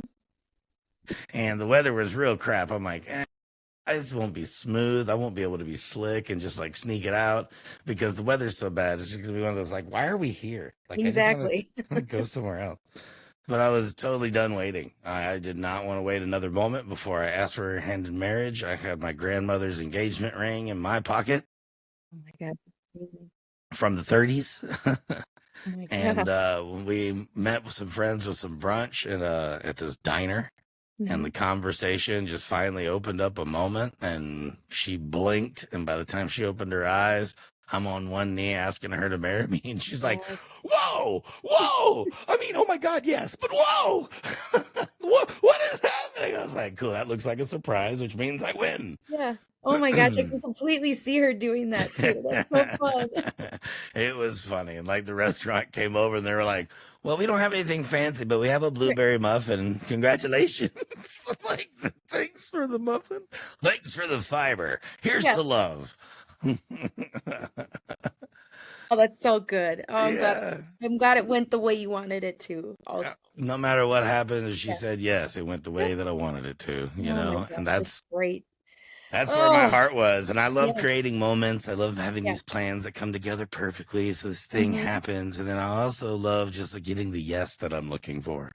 I'm like, which do I want? To go for a really shitty walk and have her say yes? And can we get out of this weather, Yeah. or be surrounded by some Oh, friends it's walking. and Yeah. do it that way? And it was a lot of fun. And Oh, we've been that's having a lot awesome. of fun since. And literally we were talking, yesterday at the table, and we reference you guys a lot, Mhm. and because y'all are a squad, your love is Mhm. very obvious, it's very Mhm. real, it's intoxicating if not inspiring. It's very Emphasis. long. We've been together for a very long time. Emphasize long, Yeah. all capital letters. So I gave him a lowdown about how we met in college. I remember Yep. that first New Year's Eve, we said if I go to Texas, we're getting engaged, and Yeah. just everything kind of fell into place. So maybe you want to give your perspective. Like I was telling him, like how I just immediately I saw you, I thought you were beautiful and awesome, but I said I got to see how cool she is, and we hit it off. And Mhm. so, like, what was your draw to me? What helped me get you? Well, also it's one of those things like right moment, right time, Yeah, right? And I timing is wasn't huge. looking to find anybody. I dated the same guy all through high school, and I was kind of like, yeah, college, something different, and being that we kind of got not forced together, but we were both, Wingman and yeah, we were whatnot. both together for our friends, and Chaperones, if you yeah, will. really, and that made it a lot less of a stressful situation because it's like, hey, who are you? You got to know each other in a different way because we weren't the ones that were seeking to be together. So it was kind of that less pressure, more of having fun together, which is hilarious because we went to a mall. Like nobody does that anymore. There I aren't even know, right? malls. I bought some Yeah. Birkenstocks. Yeah. Oh, wow, don't tell anybody. They got, yeah, the big chunky Birkenstocks were in style. The big one, like they Yeah, were when thick. Crocs were made out of leather and cork. Yeah, Yes. yeah. Yes. But it was one of those things, like we had a lot in common. We got a lot along really well. I wasn't the typical young naive freshman. I don't know, maybe. And he also wasn't trying super hard to be on me, like get down my pants right away. It was just kind of like, hey, Not trying to we have overly fun. impress, Yeah, not trying anything, just yeah. being It was, lucky to be a yeah, chaperone. Perfect gentleman. Perfect gentleman. That's right. It's like, oh wait, oh, I'm glad to be a yeah, wingman tonight. Okay, yeah, so best behavior, all those things your grandmother beat into you, Hold apply my them breath. now. yeah. But the bummer part for me, it was the age gap that kind of sucked because it's like we were just met each other. He was going to graduate that December. That's hard because it's like, how are you going to So do you this? hit him with a car. Yeah, exactly. Texas, what? Why are you I staying here? got your Texas right here, buddy. Yeah, I mean, I told him, it but was divine he intervention kind of though. moved in with me and took care of me. I did. And I had a lot of freedom in high school. This wasn't my first time drinking and partying and all that stuff. Shh, mom and dad, but it was one of those They're things not where here. It's fine. that wasn't like a super end game for me. I could do that anytime I wanted. So it wasn't like, oh my God, party, party, party. It was one of those when you find someone that you want to be with and hang out with, it was that's where you're supposed to be. And it just so happened for him to get in an accident for that to take place. But I do feel like if that accident wouldn't have happened, I don't know where we would be, honestly, because that would have been a really hard thing to I do. probably would have went to Texas because Yeah, I was already going to student teach there. So right, Yeah. even though we said we will get engaged before I go, right. but that'd been pretty hard, Mm-hmm. for her to have 3 more years of college life Yeah, and me being far that away. far So away. Yeah, it Yeah. would have been. yeah, So when the That was the accident universe telling you to sit the hell down. right. right? Yep. So, I Yep. got Amy, I got what grabbed goes by through the your collar. mind? Yeah, Yeah. right? He just grabbed me by the collar and said, No, you stay here, boy. We get that hook in there. We're like, no, you're exactly where Yeah, you're supposed to be, boy. I brought exactly. this angel to you. Don't be running away. So the next time you are with him and you stand on his left side and he can't hear you because he's deaf in his left side now because of that accident, that's just a good gentle reminder of why he is here and What? with me. What'd you I say? know What we was that? feel weird right now. We feel She always weird. sits on my right I'm side. always on the right side. When we ride motorcycles, I'm always on the right. It's just one of those things. You just kind of fall into place that way. So it's interesting. Yeah. What do you think has been the most important, I don't know, quality you've had to lean on, whether it be patience or communication or honesty? And what do you think is like one of the most important things that you've had to like call upon regularly to keep such a healthy family unit, not just between the Yeah. two of you, but like overall? Well, I kind of think we Some people evenly, say like relationships are work. And I'm yeah, like, well, they are, but that's but not they shouldn't supposed to be be what you hard. look Yeah. forward to. It really, when people are always like, marriage is so hard. I'm like, well, it shouldn't be. I don't know. Maybe you're not with the right person because it shouldn't be hard, but it's also we give each other room to do what you want to do. You Yeah. know, when I walked in, we were talking about Good Time Charlie. And I've heard of that guy. yeah, Nailed Heard it. he's really nice. he shows up a He's a lot good around time. here. Mhm. At least he's not grumpy Yeah. bad time Charlie. Uh, You know. and this is water, not moonshine. So I don't even know who I am anymore. No, but I think we both kind of know our each other's strong points and we let that be what leads each other. You know, it's we don't really have the super gender roles in our house. I mean, our kids all learned how to do their own laundry, including this kid. I was like, why am I washing all your fucking clothes? This is dumb. Like, do it yourself. Yep. Everybody got their own laundry She's basket, not wrong. including no, including Mason. Mason was 5 years old and I made him start doing his own laundry. And I'm like, it's never been an issue. Nobody complains. And it's those kinds of things. I mean, in a small, way of I explaining like it, that but now. You know, it yeah. definitely she helped me because I grew up in a family where all of our laundry went down a chute Yeah. and mom would do it. And you just Mhm. laundry was magically folded and put away and oh great, there's Yeah. my clean undies. The laundry fairy And just then, showed up and you just, know, with Amy, she's wearing a lot of hats and doing a yeah. lot for the family. And it was like, hey, that's just one thing that you guys can do your damn self. Yeah. And You laundry can't. takes time. Yep. And I get it. And now it's nice Yeah. because like we all have our own laundry basket. I even wrote on mine, Dad's basket, don't take because they always Yeah. take the good one that I want. But Buy your own. Yeah. yeah. And like I was saying, it's other stuff that I know I need to do help more with cleaning and dishes and stuff. But But like, that's also just everybody in life. Everybody needs to look around and help out more. And I think that's a key thing in life that especially boys, they're not as, able to see things that are right in front of them that need to happen.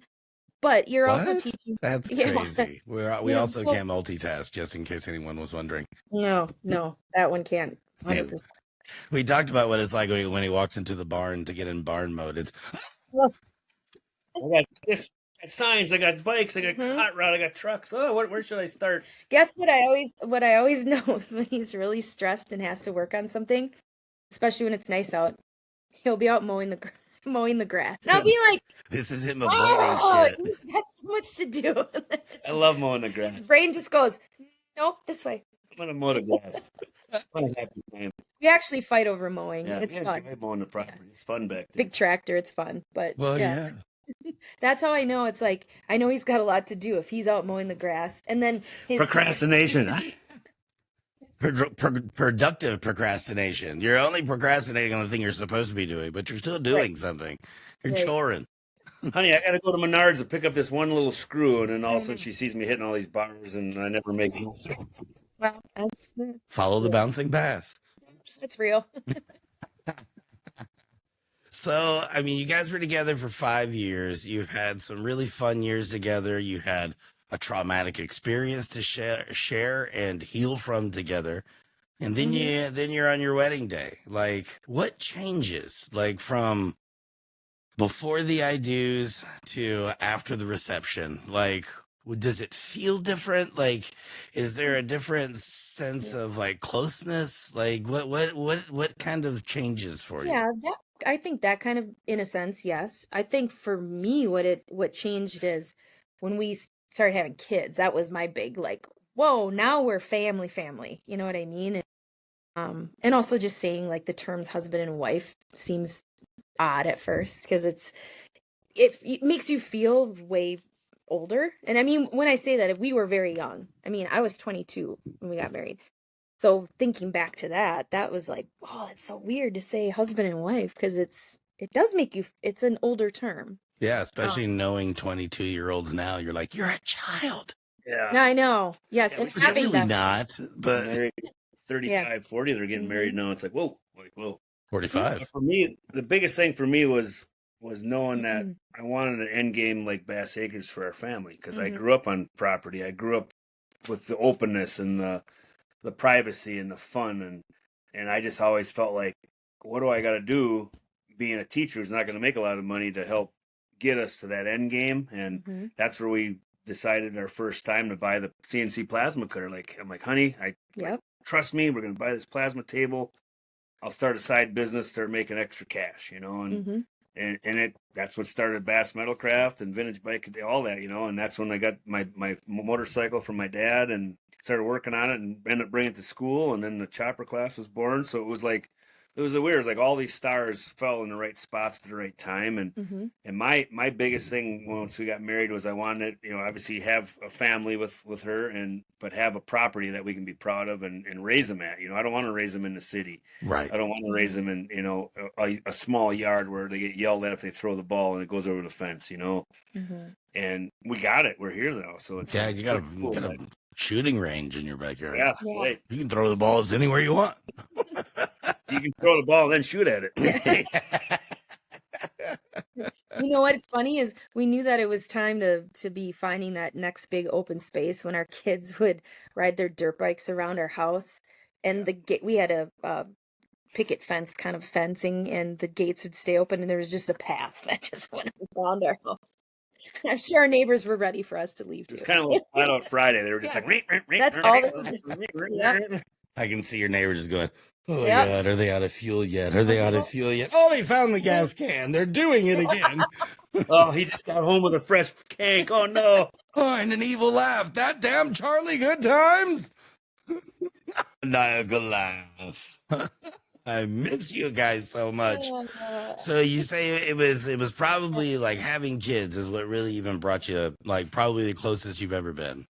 Yeah, well, I mean, And you stay that way obviously because you've got shared a responsibility. You know what I mean? yeah. It's just that next step. I mean, for us, that's what that next step was. It was, we always knew we wanted to have kids, and just having kids was just that fun, joyful feeling of your family, and we knew that we wanted to have three, and it was like when that third one was born, it was definitely like we're done. I mean, it felt like we're done.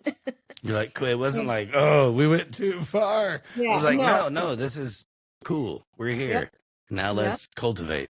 Yes. Yeah, and then just, seeing your kids grow and learn and be on the right path in life. We're very lucky. Our boys are amazing and And individual.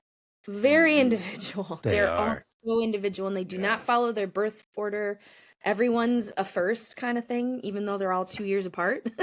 But it's just that level of like you can feel like you can rest easy because you know that your kids' futures, whatever they end up doing, they'll do great at it, and they respect us. I think that's a big thing is they show us a lot of respect. I mean, They're good kids, they're good good people. kids. Like Yeah. they're ones you How can do be you proud of. instill that? That's an area that people would question doesn't really exist in that generation a lot right now. Right.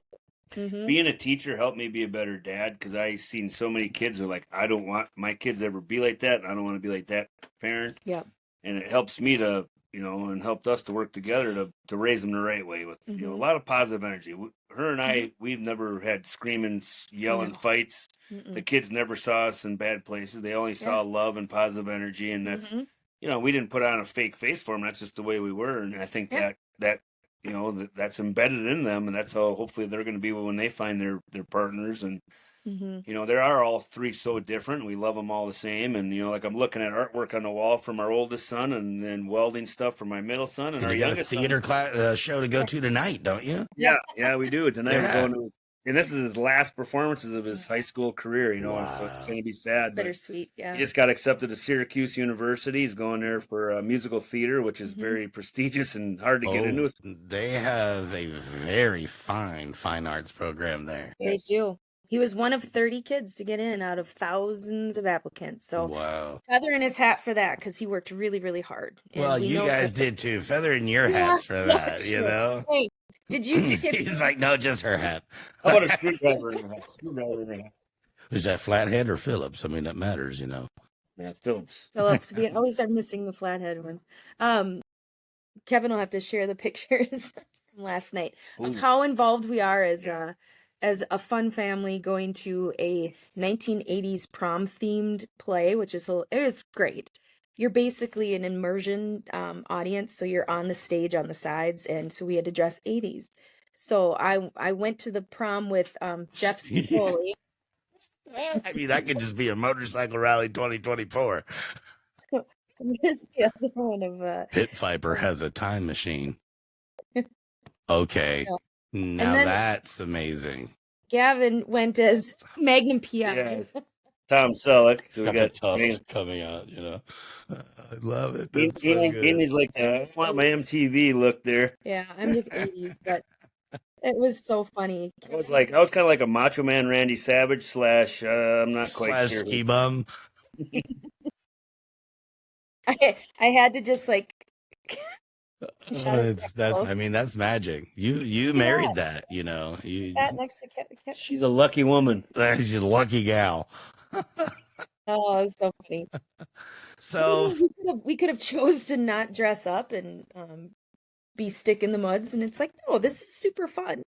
how important is We fun? wanted Like to it's reflect. actually important. Like fun is super important. Like Yes. just for an individual, but for a long-term relationship. And that doesn't Mhm. always mean romantic. That could mean with your children, with your partner, with Exactly. coworkers and stuff. Like if you Fun. feel like you're getting bored for whatever reason, A, try go mow the lawn. I hear that helps. And B, like just think of something fun to do. Like Sabine and I do that all the time, especially now we're trying to draw away from streaming and the television even more. And we're trying to like hang out and do a puzzle, you know, connect by reading different books in the same room. Like Yeah. just I don't know, talking. Just go Right. sit on the front porch. Like do something entertaining that kind of keeps you together in the room. And I'm always looking for ways to do that. I'm always looking, she and I are always looking for fun. We work a lot and we also have a lot of fun like you guys do. Yep. And so it's like we can feel it whenever it's like, I feel like it's time to like make somebody nervous. Yeah. Let's go out in the public and see what happens, baby. Like, and Yep. I'm starting We're to get always- an itch right now. Bang! We always have the weekends come and we're always so excited we have nothing going on, but then that's also a bad thing because then we choose to day drink instead of get our mile long list of things done.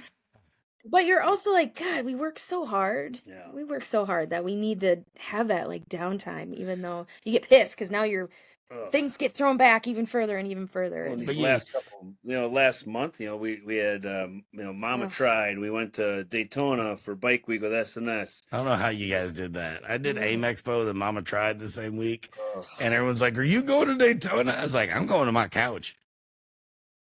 Serious, that kind of wrecked. It was go. We Like that. we basically dwindled our little bit of sock drawer money on flights and Yeah. lodging and eating out and Fun. then we had Syracuse came about and our son got accepted. We're like, well, we got to go see it because you can't Yeah. just say you're going to go there because it's Syracuse. You got to make sure it's right, And Yeah. he had You got another frat school. to go to. And Duluth was on his radar as a good theater program. He was going to probably go there, so Amy took him up there on Friday. I couldn't go because of the Donnie Smith show. I had to be there at the Hamsters banquet for they were presenting money to my class, and we're just boom, boom, boom. We had so much going on, and it's like spring break came. It's like, okay, we're gonna get all this stuff done. Well, then, we got to go to Syracuse now and check out the campus, and and it was great. I'm glad we did it, because we all feel like that's his place. We met the staff, the students, the facilities. It's him. Beautiful. Like, he's going to be a happy kid there. He's going to excel. He's going to get opportunities. But we're just finally like, I got like 9 more weeks of school before summer, and I'm just so excited for like hopefully a little bit of downtime because this summer is the Harley big deal, and, Oh and yeah. there's a kind of a big thing I'll be a part of that I can't say right now, Ooh, but that's fun. yeah, yeah, it's gonna be cool with a friend of mine, and he's invited me to be a part of something pretty cool and Mhm. unique, but I can't say anything right now. But I anyway, love that you want to, and I can tell.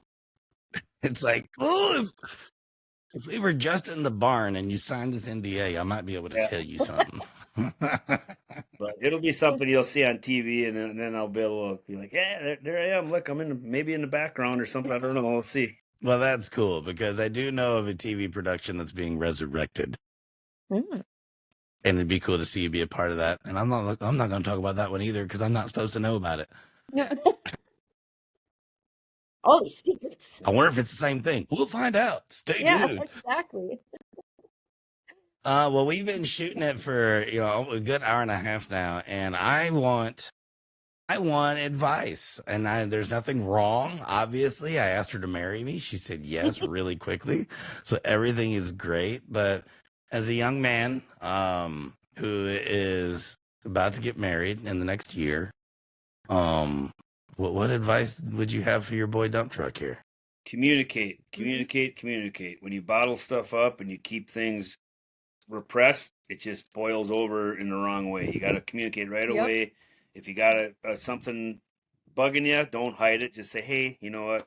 Because if you don't, like I say, it just gets worse and worse and worse till it would Mhm. explode, and you don't want that. That's Mhm. when bad things could happen. You want to nip it in the bud right away. Mhm. A lot of give and take. Be willing to do things you don't really want to do all the time, but you know Mhm. that they're happy doing it, so you're happy doing it with them to make them happy, and vice versa. Being Mhm. able to do stuff with you, and I think our our relationship of just being best friends, and Mhm.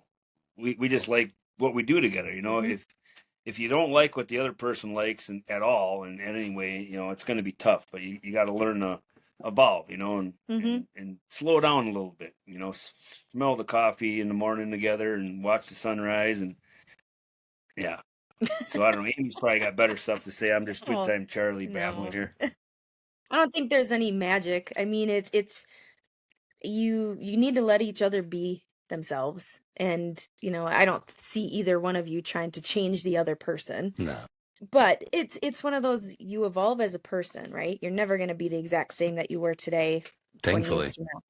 So it's definitely things that you like now you might not like in the future or vice versa, and it's okay. Like it's okay that I don't want to go do everything he wants to do, and he has to realize it's not because I don't want to be with him doing things, but I'm that person who needs to pull back. The go go go does not fuel me, it kills me. A lot of go go go fuels him. He likes it. He likes the hustle and bustle. He loves the 4-day mama trides and all this stuff. Where I'm like, oh my God. So I haven't been in Sturgis for 10 years because Yeah. it's not, it kills me. Literally, I die inside every day that I'm there because it's too much. Yeah. And also, that's because of the lifestyle of what has to happen out there and things he's involved in. We don't get to have fun and free time. We get to have fun, but it's not the Yeah, free but you got time. to be on time for this show, for Yeah. that show, for She that spent so microphone many years. opportunity, to Yeah. Yeah, all she the spent stuff. so many years standing in the background while I'm on stage talking and doing this and smoozing, and she's like, "Okay, I'm done. Yeah, you're good. You Yeah. don't need me. I don't want to be here. I'm gonna go sit by the pool and read a book." Yeah. That's kind of where we are right now. Hmm. But Sabine took to loving motorcycles. She already had like some motorcycle experiences before Hmm. me, but very shallow compared to like what we've done since we've been together. I mean, our first Hmm. year together, she was a passenger for over 15,000 miles.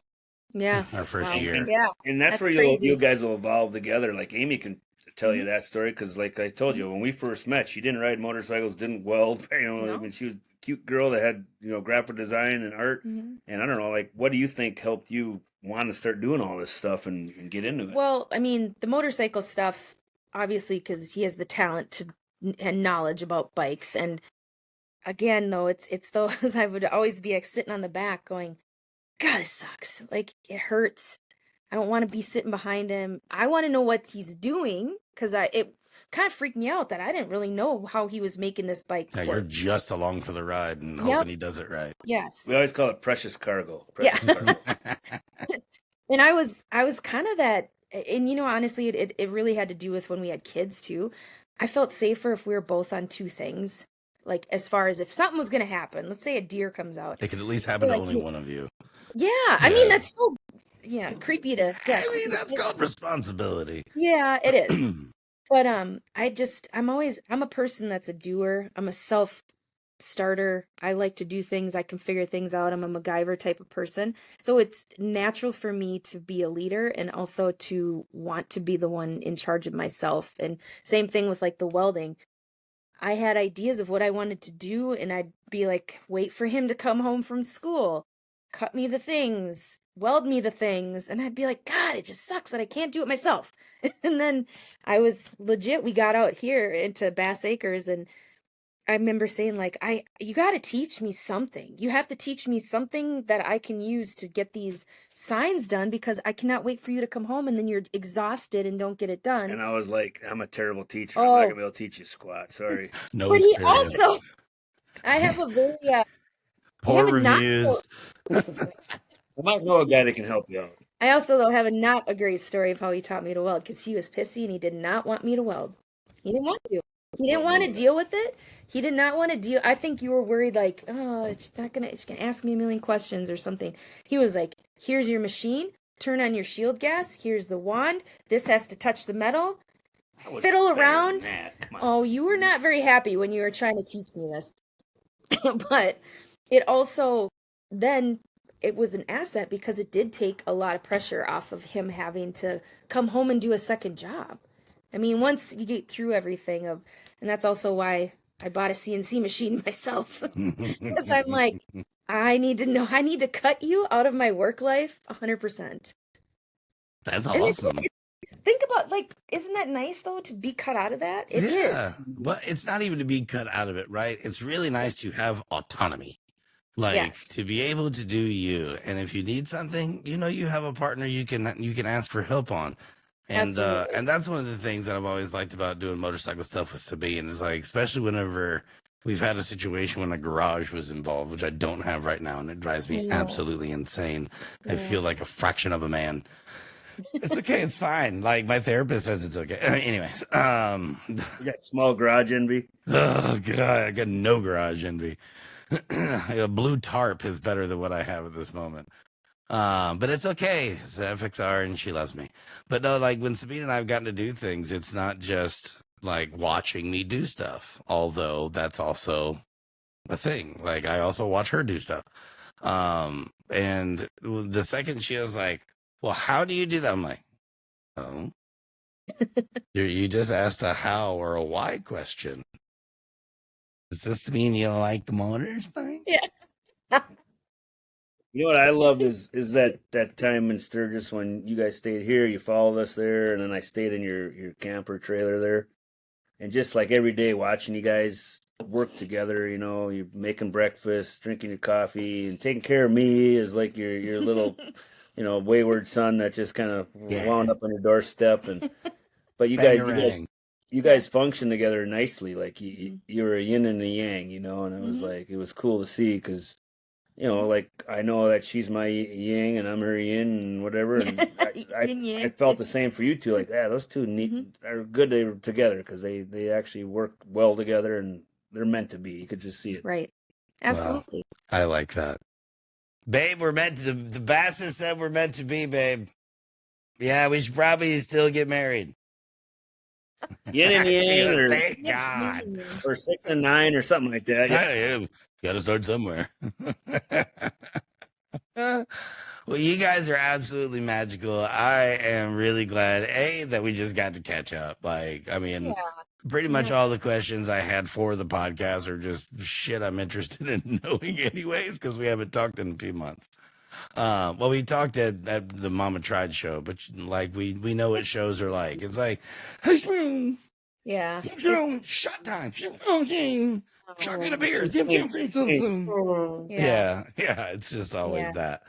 So thanks for making time. I know you guys have a schedule tonight. You've got to get ready for the final performance Yep. in the high school. So I'm going to let you go do that. And just thanks for always welcoming me into your life since the very first time we met each other. And thanks for, just being who you are and loving each other the way that you do. It absolutely affects the world around you. And oh, goodness. You guys are adorable. But it affects the world around you in such a positive way, and it inspires. There. It makes us want to be nicer and sweeter to each other. You guys are disgusting. You're the best. Thank you so much. Oh, yeah. Give our love to Sabine. Yep. I absolutely Baño. Oh, yeah.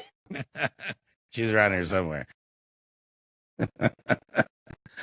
Well, I mean, how do you not smile at that? I hope you enjoyed the conversation. I enjoyed facilitating it. One of the easiest conversations I get to have are the ones with the people that I have, an actual rapport with and spent time with and can call a friend and Teach and Amy are both very good friends of mine, and I'm very blessed for their friendship. And they set one hell of a positive example for the young lovers in the world. And yeah, man, communication, find things that are fun, and yeah, just be sweet to each other. That's the doings. I can't tell. Well, I don't know if you know, but I am very much glowing. I'm gonna keep on glowing. We're gonna get to that's right, baby. It's time for the hotline calls now. I do want to say thank you. I am not going to play all of the hotline calls this time. This is literally the first time where I haven't done that. And I have great reason, at least I think it's great reason. And that is because all y'all are real nice. There was a good number of messages on there, literally just saying, congratulations. We're super happy for you. And instead of just playing those like on repeat, I just want to say like, thank you.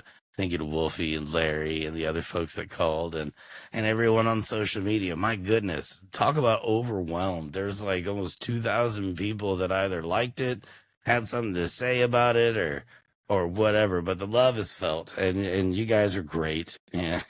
And, yeah, just thanks for joining the ride and thanks for the support. I can't even explain how great I feel about it all right now, but I'm excited to figure it out as the years go. And, in about a year or so, we'll do the damn thing. We'll tie the damn knot. But for now, we're having a good time planning it and getting our friends involved and all of that. But I do have one call on here from the homie. And we'll get it started as soon as this computer lets me.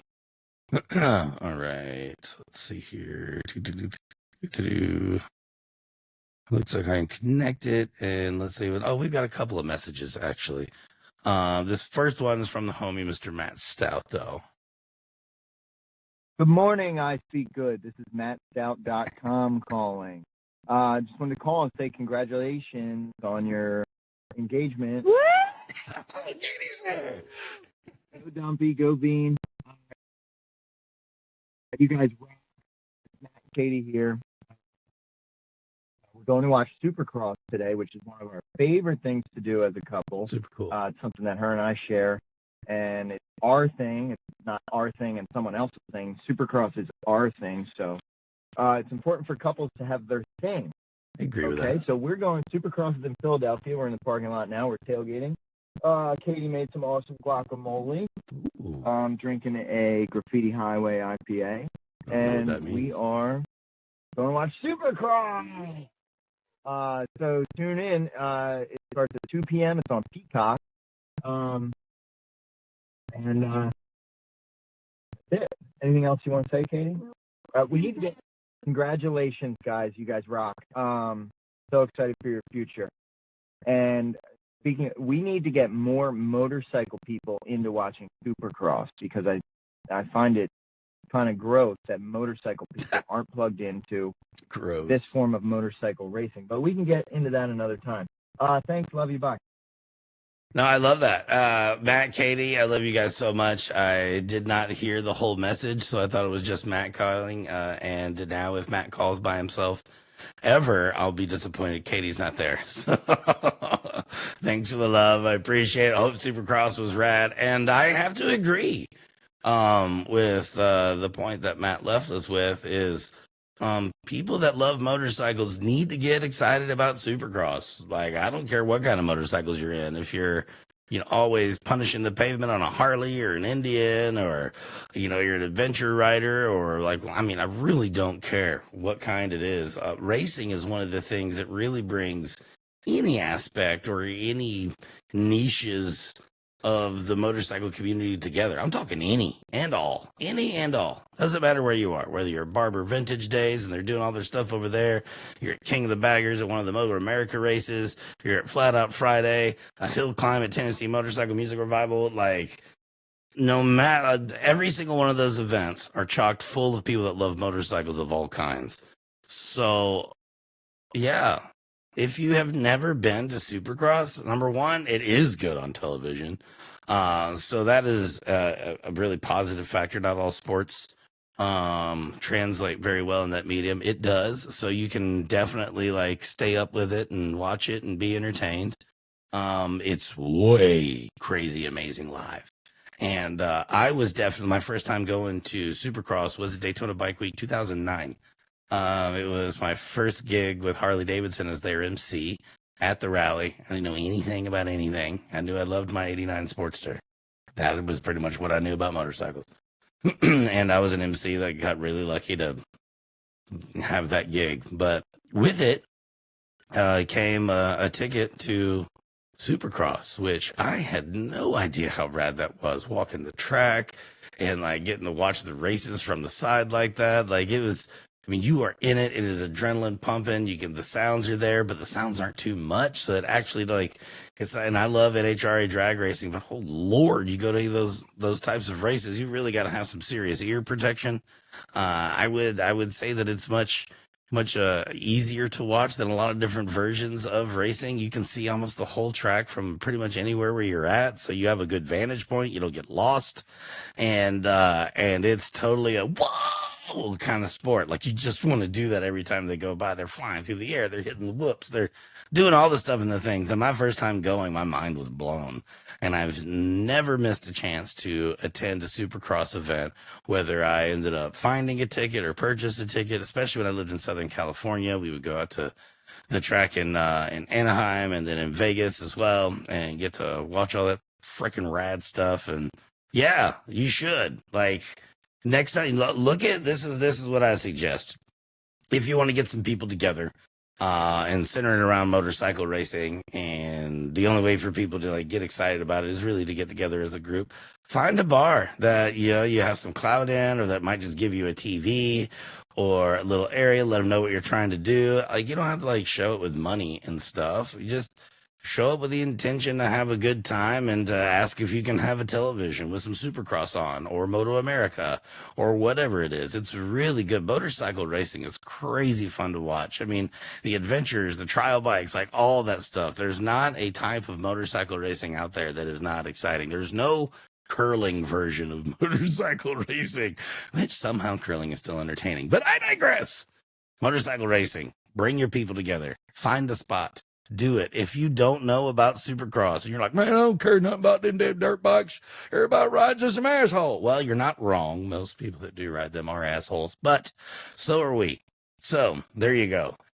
Enjoy racing. Enjoy motorcycles in all of the ways, and be really nice to each other while you're out there. I hope you've enjoyed today's episode.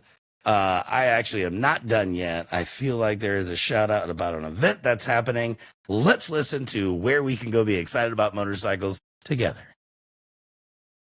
Hey, Dumb Truck. Congrats on podcast. This is Paul from the Colorado Vintage Motorcycle Show. Officially invited you to join us on June 7th, 2025 in Erie, Colorado for our 16th annual gathering. We kick off the riding season and celebrate the heritage of motorcycles, their caretakers and builders.